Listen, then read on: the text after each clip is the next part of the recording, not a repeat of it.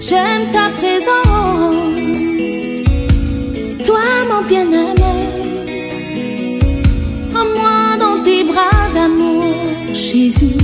Serre-moi comme ton cœur. Prends-moi dans tes bras d'amour, Jésus. Serre-moi comme ton cœur. J'aime ta présence. Si tu as péché, ce n'est pas le problème de Dieu. Dieu a donné la portion magique pour la solution de ton péché. Regarde à la croix. J'aime ta présence, Jésus mon roi. Le psaume 34, versets 1 à 11. Le psaume 34, versets 1 à 11. Et nous lisons. De David, lorsqu'il contrefit l'insensé en présence d'Abimelech et qu'il s'en alla chasser par lui. Voici ce qu'un fugitif déclare. Je bénirai l'Éternel en tout temps. Sa louange sera toujours dans ma bouche. Que mon âme se glorifie en l'Éternel. Que les malheureux écoutent et se réjouissent. Exaltez avec moi l'Éternel. Célébrons tous son nom. J'ai cherché l'Éternel et il m'a répondu. Il m'a délivré de toutes mes frayeurs. Quand on tourne vers lui les regards, on est rayonnant de joie et le visage ne se couvre pas de honte. Quand un malheureux crie, l'Éternel entend et il le sauve de toutes ses détresses. L'ange de l'Éternel campe autour de ceux qui le craignent et il les arrache au danger. Sentez et voyez combien l'Éternel est bon. Heureux l'homme qui cherche en lui son refuge. Criez l'Éternel, vous ses saints, car rien ne manque à ceux qui le craignent. Les lionceaux éprouvent la disette et la faim, mais ceux qui cherchent l'Éternel ne sont privés d'aucun bien. Amen. Seigneur, bénis ton peuple à l'écoute de ta parole. Merci Père. Esprit de Dieu, prends contrôle de cette assemblée. Prends contrôle de celui qui est là, celui que tu as choisi pour transmettre ta pensée. Merci Père. Au nom de Jésus-Christ, Amen. David, donc, il a été chassé. Connaissant l'histoire, il a joué au fou et malheureusement, ça n'a pas payé et il a été chassé. Et voilà que David, chassé, voilà ce qu'il retient comme leçon. Au lieu d'aller se plaindre, au lieu d'aller s'asseoir quelque part, eh bien, jouer au malheureux, voici ce qu'il proclame. Je bénirai l'Éternel en tout temps. Je bénirai l'Éternel en tout temps. Sa louange sera toujours dans ma bouche. Alléluia. Alléluia. Que nous puissions dire, je bénirai l'Éternel en tout temps.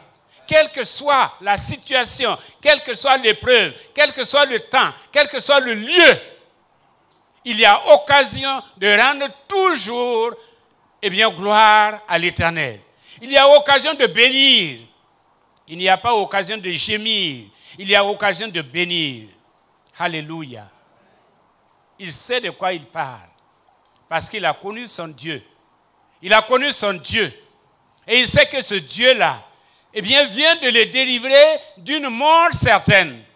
En tout cas, au moins de la diffamation, de la honte. Dieu vient de le délivrer. Et il sait que ce Dieu-là, qu'il a délivré, va l'accompagner tous les jours. Alléluia. C'est une décision personnelle de David, de dire, en disant, je bénirai l'Éternel en tout temps. Parce que rien ne lui disait, ou rien ne prédisait, ou rien ne l'incitait à bénir l'Éternel. Mais David dit, comme j'ai béni l'Éternel hier, je bénirai l'Éternel aujourd'hui, et demain encore, je vais le bénir. Amen. Mon frère, ma soeur, qu'aucune situation ne t'empêche de bénir l'Éternel. Alléluia. Qu'aucun homme ne t'empêche de bénir l'Éternel. Qu'aucune femme ne t'empêche de bénir l'Éternel. Parce que, en bénissant l'Éternel, ailleurs, c'est le même David qui a dit, je m'écris, loué soit l'Éternel, et je suis délivré de tous mes ennemis. Alléluia. Les lionceaux éprouvent la disette. Mais ceux qui cherchent l'Éternel ne sont privés d'aucun bien. Si le lionceau, j'allais dire le fils du lion, le produit du lion, qui est fort dans la forêt, qui attrape n'importe qui, si le lionceau lui-même éprouve de la disette, c'est-à-dire à un moment donné, il n'y a rien à manger. David dit, même si le lionceau éprouve la disette, celui qui se confie en l'Éternel ne manque de rien. Alléluia. Que le nom de l'Éternel soit loué. Nous sommes venus pour rendre grâce à Dieu. Rendre grâce à Dieu. Je voulais que chacun de nous, et à la fin, je vais demander au groupe de nous chanter contre les bienfaits de l'Éternel. Alléluia. Que chacun de nous s'assoie et puis il fait le bilan.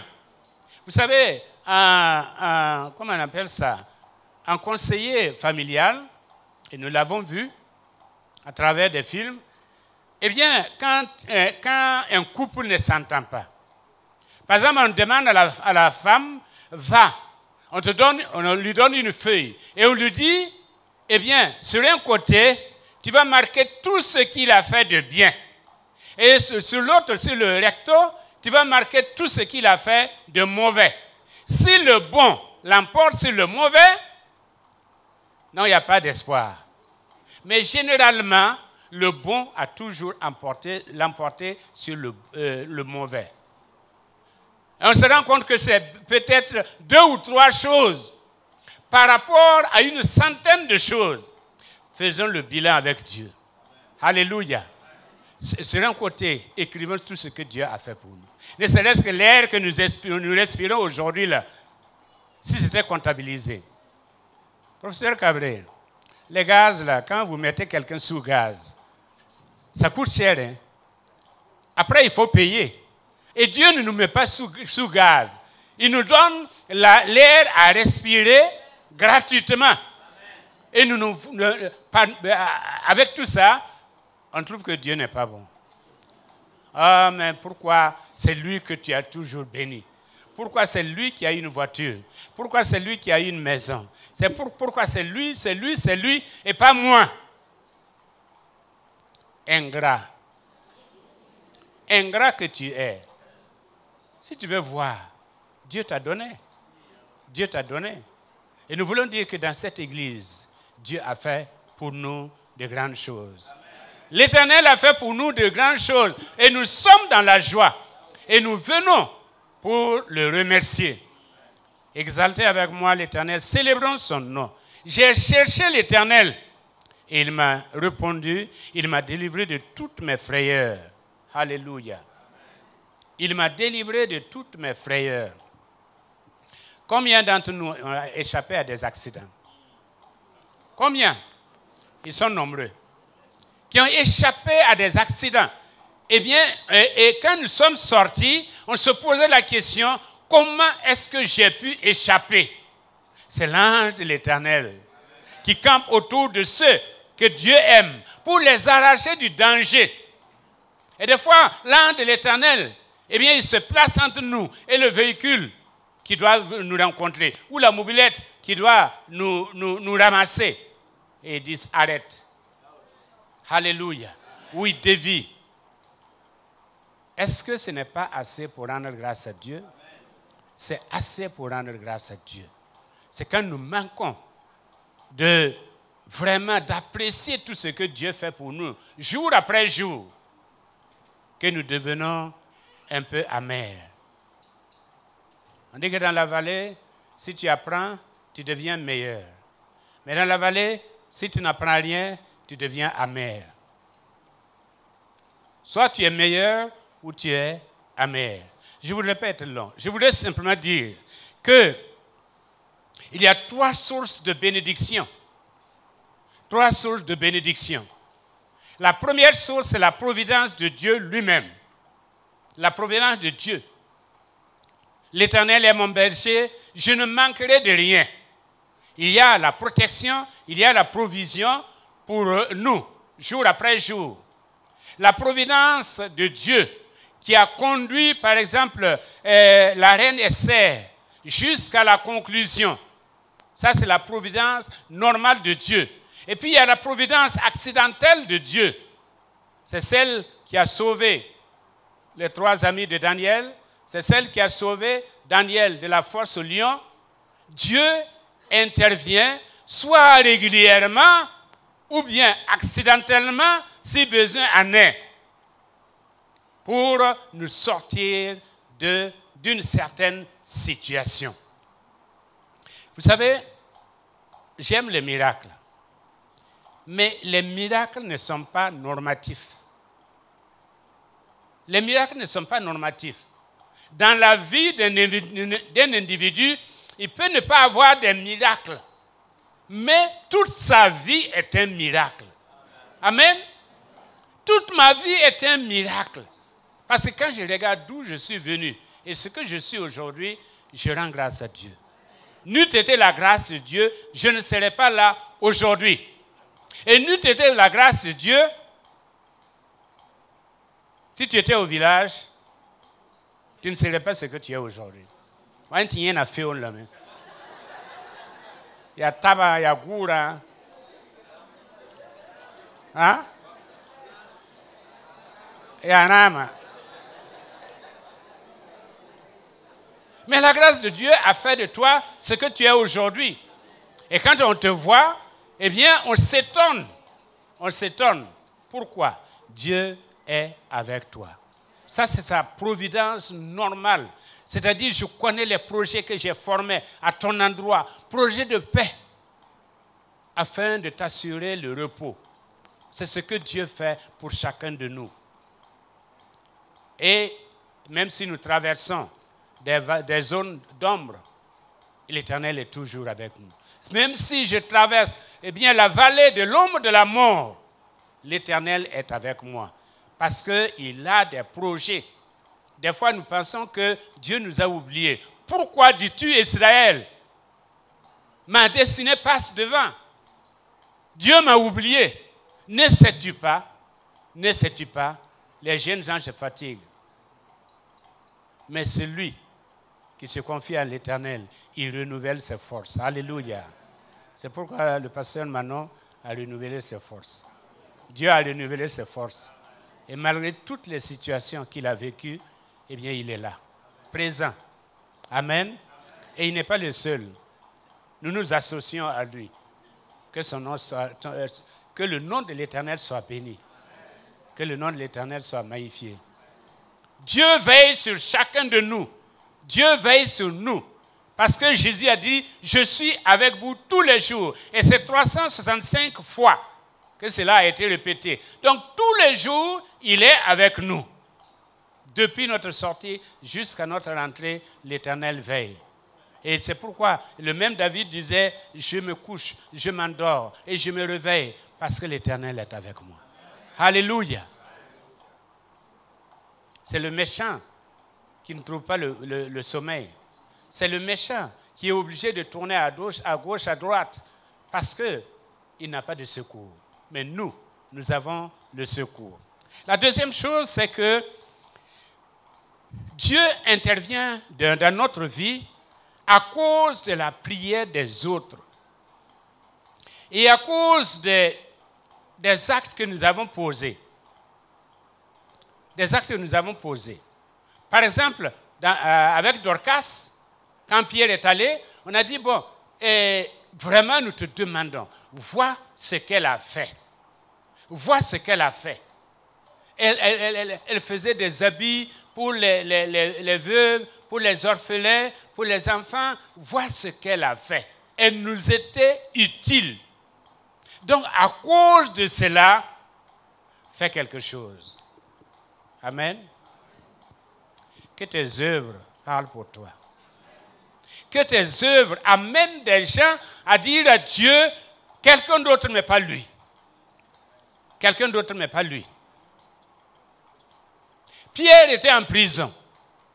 Et en prison, j'ai trouvé l'attitude de Pierre, enfin, un peu bizarre. Il dormait entre deux soldats. Alors qu'il était gardé par à peu près 16 soldats. En tout cas, il dormait entre deux soldats. Je ne sais pas dans quelle position, mais il dormait.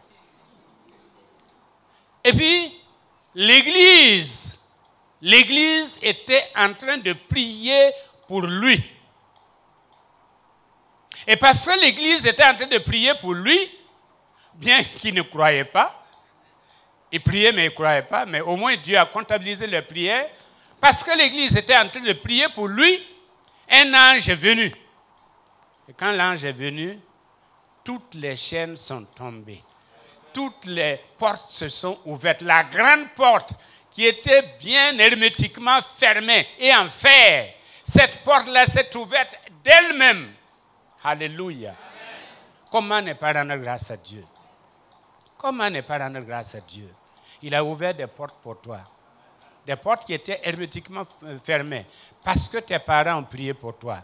Parce que tes amis ont prié pour toi. Parce que l'église a prié pour toi. Et là où tu devais échouer, tu n'as pas échoué. Alléluia. Parce qu'il est le Dieu de la victoire. Et il a agi. Parce que des gens ont prié pour toi.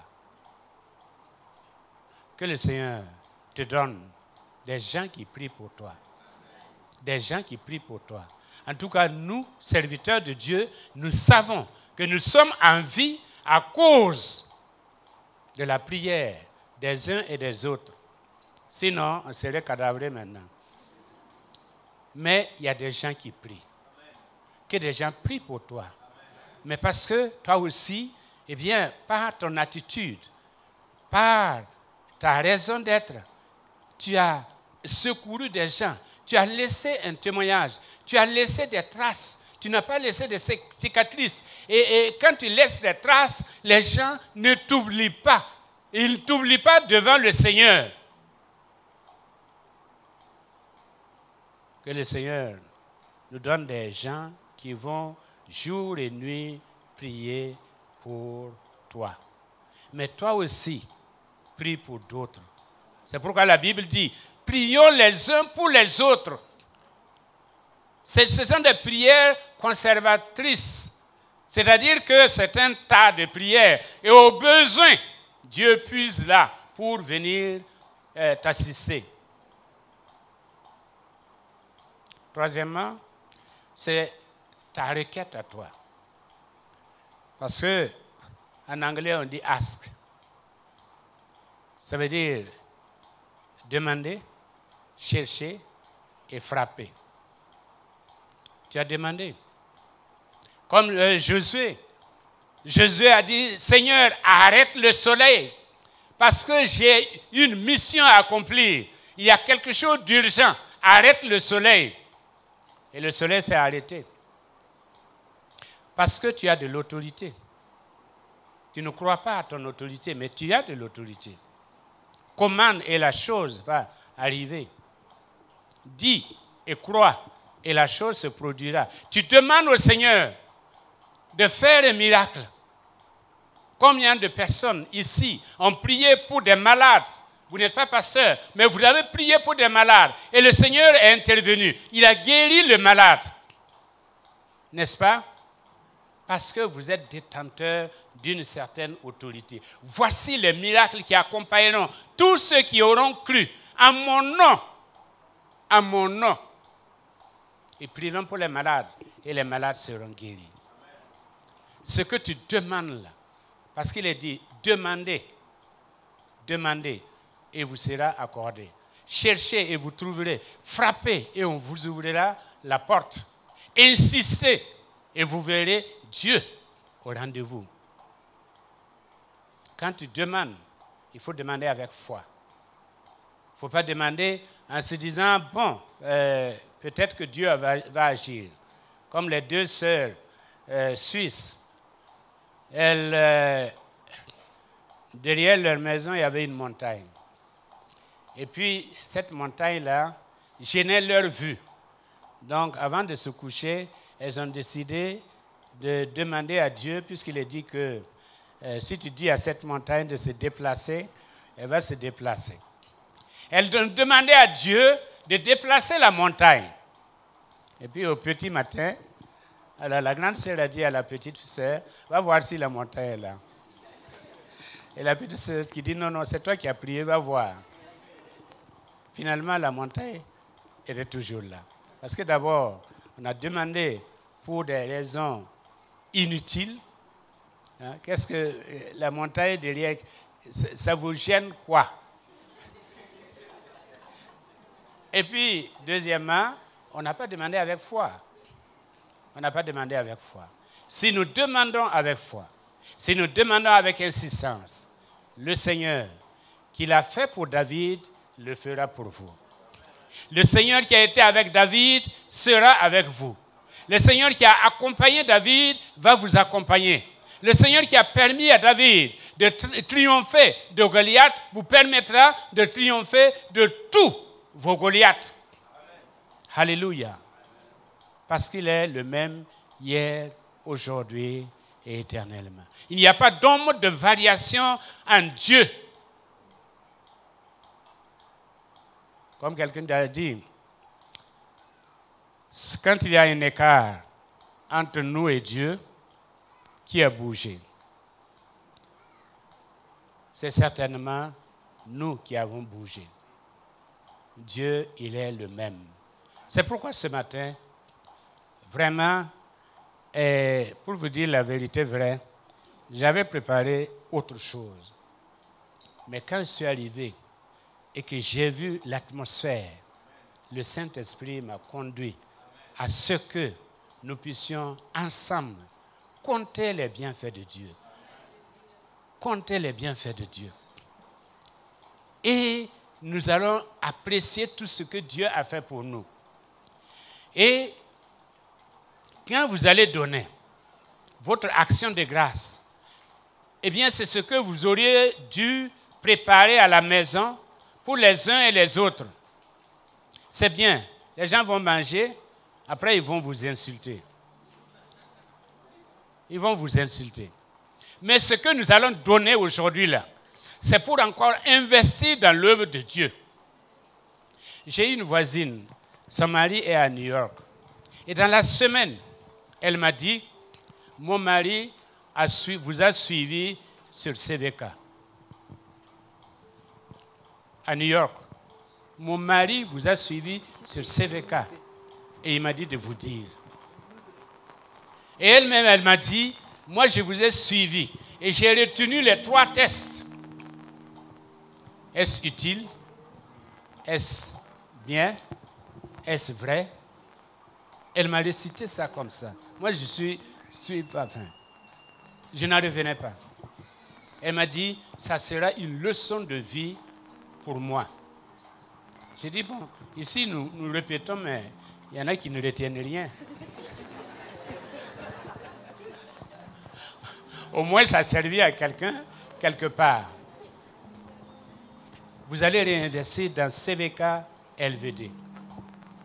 Si vous avez apprécié toute l'année, et j'allais dire pendant cette maladie, eh bien, le Seigneur vous a gardé, le Seigneur vous a protégé, et vous voulez dire, Seigneur, merci. Merci. Je vais reverser ça dans l'œuvre qui sera utile. Je vais bénir l'œuvre. Je vais bénir l'Éternel en bénissant son œuvre. L'Éternel vous sera redevable. Amen. Parce qu'on ne peut jamais battre Dieu. Si vous le faites, eh bien, si ça ne marche pas, venez me voir. Si ça ne marche pas, venez me voir. Et je demanderai à Dieu, parce que c'est lui qui m'a dit de parler, que son nom soit loué. Yes, Dieu.